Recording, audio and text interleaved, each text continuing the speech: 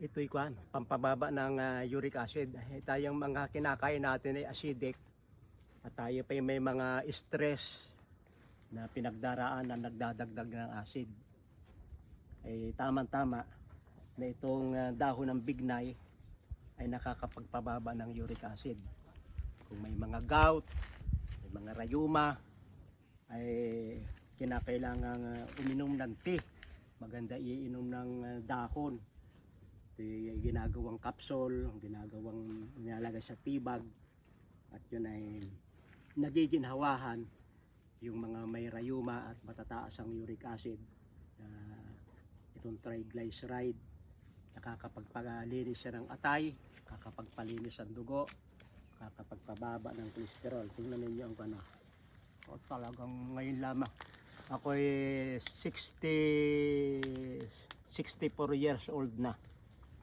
Ngayon lamang ako nakakita ng bignay na ganito karaming bunga na halos sumayad sa lupa.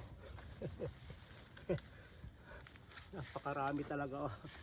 Ay, yung makita ko lang ito, ako ay sayang-saya na ay, makatikim pa ng bunga ay sayang-saya na. Dito ka kami, tingnan mo at iba ang ganda dito ng bignay. Ay, dito banda, oh. O nga, may green pa dyan. Parang apple yung ano niya, oh. Ito bagay kwam, nilalagyan ng kaunting asin at ginagawang pickles. Nilalagyan ng bawang, kaunting sibuyas, kaunting sugar o kaunting asin. At ilang araw na